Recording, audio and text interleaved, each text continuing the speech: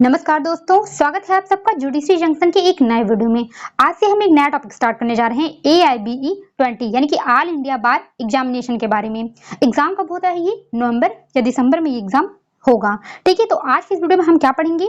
Eligibility देखेंगे, इसकी exam pattern देखेंगे एंड इसका देखेंगे कंप्लीट सिलेबस। इसके बारे में हम पहले अच्छे से जान लेंगे, उसके बाद ताकि जब हम उनको कुछ आगे पढ़ें तो हमें समझ में आए कि क्या पढ़ना है क्या नहीं पढ़ना है। कंप्लीट सिलेबस में मैं टॉपिक भी बताऊंगी कि कौन कौन सा टॉपिक किस सब्जेक्ट में पढ़ना है। तो चलिए बिना देर के हुए वीडियो शुरू करते हैं।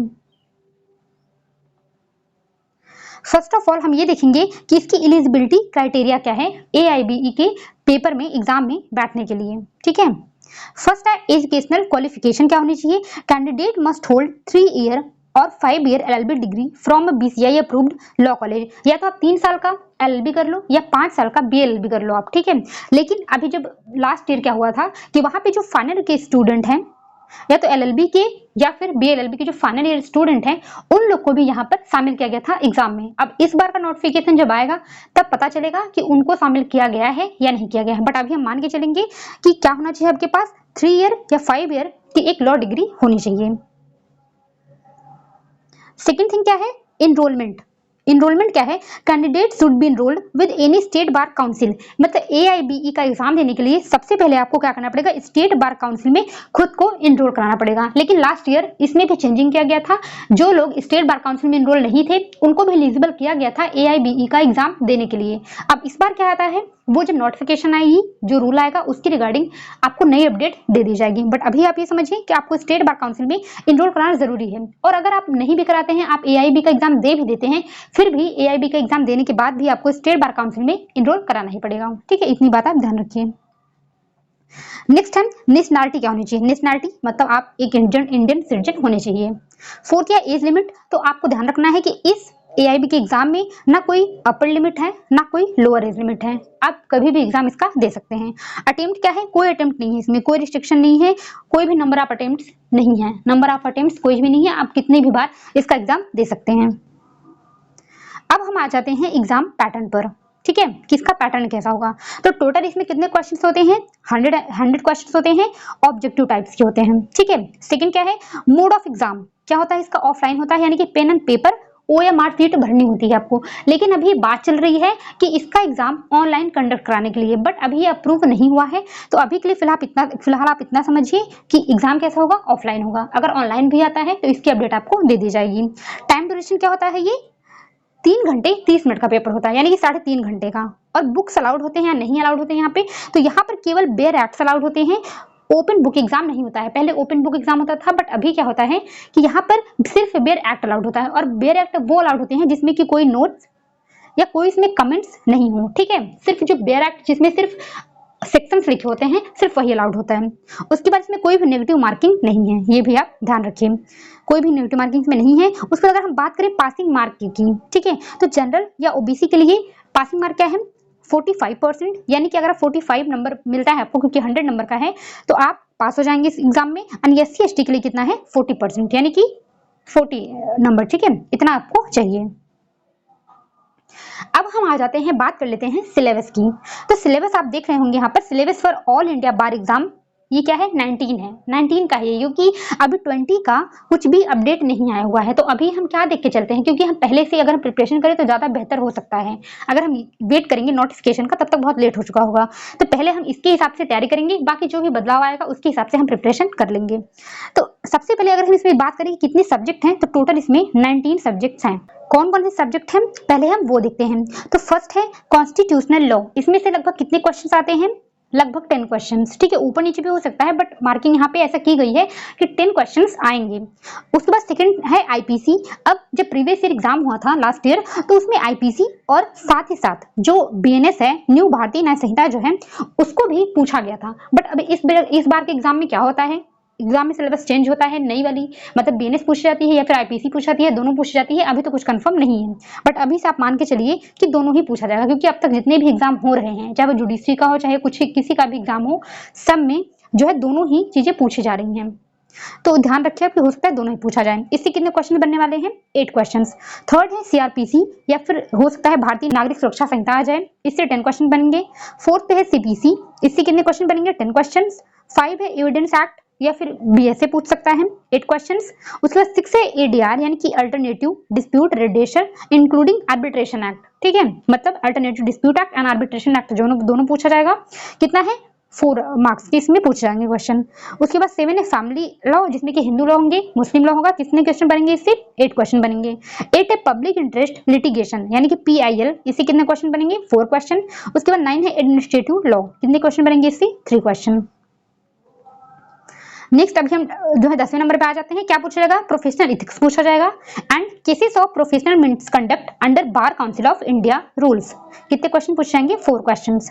और 11 नंबर पे क्या है कंपनी लॉ 2 क्वेश्चंस, क्योंकि ये सब थोड़े कम पूछे जाते हैं और जो पहले जैसे आईपीसी सीआरपीसी हो गया ये सब बहुत ज्यादा पूछ जाते हैं, ठीक है। और 12 पे है क्या इन्वायरमेंटल लॉ 2 क्वेश्चन पूछ जाते हैं इससे। साइबर लॉ में भी 2 क्वेश्चन और लेबर एंड इंडस्ट्रियल लॉ में 4 क्वेश्चंस। 15 है लॉ ऑफ टॉर्ट और including motor vehicle act and consumer protection act, ये तीनों लॉ मिला के कितने नंबर का क्वेश्चन पूछ जाएगा 5 नंबर का, ठीक है, 5 क्वेश्चन पूछ जाएंगे। 16 है लॉ रिलेटेड टू टैक्सेशन यानी कि टैक्सेशन लॉ पूछा जाएगा 4 क्वेश्चन।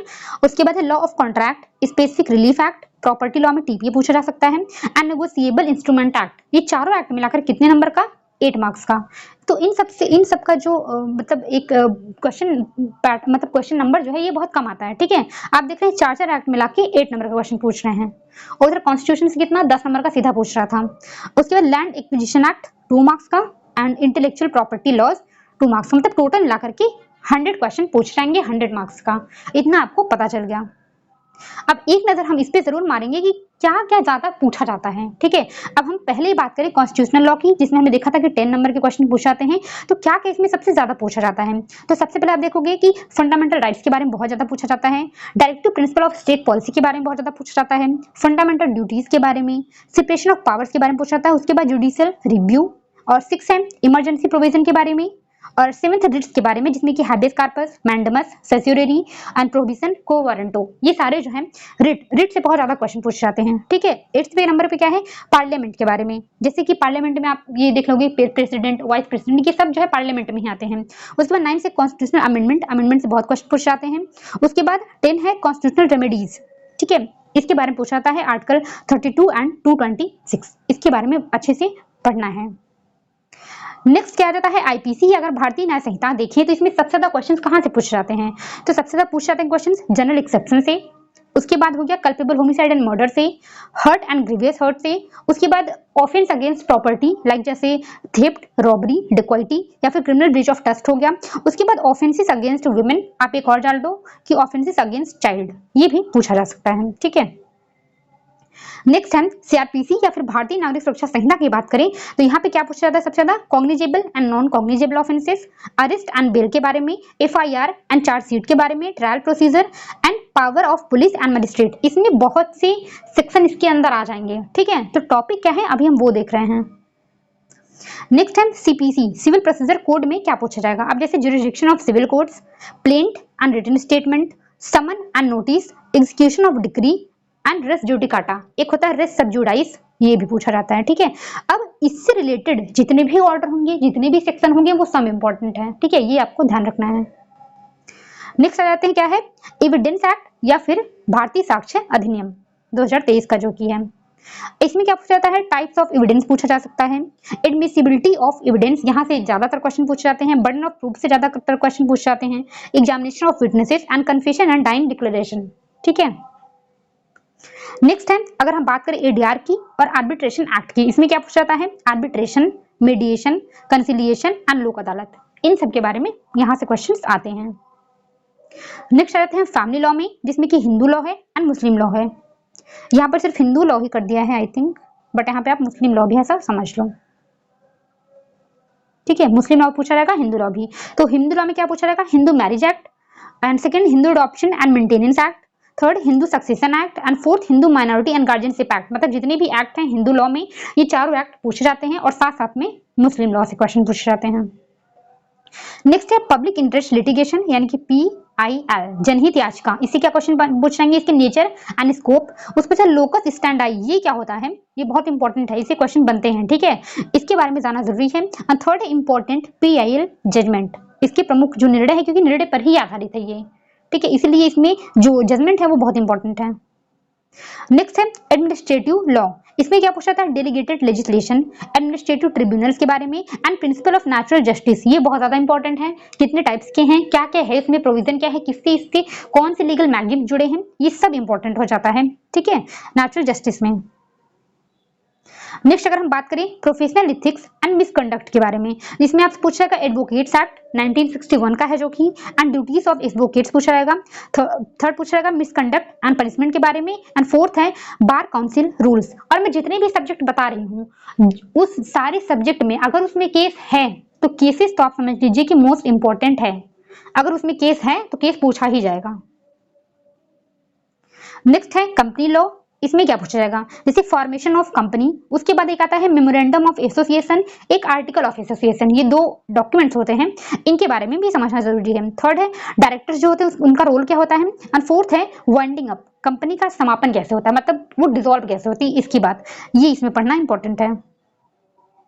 नेक्स्ट है इन्वायरमेंटल लॉ। पर्यावरण कानून में हम क्या पढ़ेंगे, फर्स्ट पढ़ेंगे क्या हम इन्वायरमेंटल प्रोटेक्शन एक्ट 1986, ज्यादातर क्वेश्चन पूछ जाते हैं। सेकंड है वाटर एंड एयर एक्ट, जितने भी रिलेटेड एक्ट होंगे इससे वो पढ़ना है। थर्ड है नेशनल ग्रीन ट्रिब्यूनल, इसको इंपॉर्टेंट है ये भी। और फोर्थ है इन्वायरमेंटल कॉन्फ्रेंस, जैसे कि स्टॉकहोम का कॉन्फ्रेंस या रियो जो कॉन्फ्रेंस होता है या पेरिस कॉन्फ्रेंस, ये सब के बारे में जरूरी है, इससे क्वेश्चन बनते हैं, कब हुआ था, कहाँ पे हुआ था, किस लिए हुआ था, ये सब, ठीक है। उसके बाद फोर्थ है कुछ जो प्रिंसिपल होते हैं इन्वायरमेंटल लॉ के, जैसे सस्टेनेबल डेवलपमेंट या प्रिकॉशनरी प्रिंसिपल या फिर पॉल्यूटर पेस प्रिंसिपल, ठीक है, ये सारे जो है इंपॉर्टेंट हो जाते हैं इन्वायरमेंटल लॉ में। नेक्स्ट है साइबर लॉ। साइबर लॉ में क्या पूछा जाएगा, एक आईटी एक्ट यानी कि इंफॉर्मेशन टेक्नोलॉजी एक्ट 2000 का है। उसके बाद साइबर क्राइम एंड पनिशमेंट के बारे में, डाटा प्रोटेक्शन के बारे में, डेटा प्रोटेक्शन के बारे में इसमें पूछा जाएगा। नेक्स्ट आ जाते हैं हम अगर लेबर एंड इंडस्ट्रियल लॉ पे, ये तो ये काफी बड़ा है, ठीक है, इसमें इतने एक्ट हैं। अब देखो कौन कौन से एक्ट इसमें क्वेश्चन बनते हैं। इंडस्ट्रियल डिस्प्यूट एक्ट से बनते हैं, 1947 का है। Trade union act, factories act, payment of wages act, employees compensation act, maternity benefit act and minimum wages act. उसके बाद वर्कर सेफ्टी एंड राइट्स के बारे में, मतलब इतनी बहुत लेंदी है ये, ठीक है, ये जो है ये थोड़ा ज्यादा ही बड़ा है, ठीक है, तो इससे इतने एक्ट में से क्वेश्चन पूछा जाता है।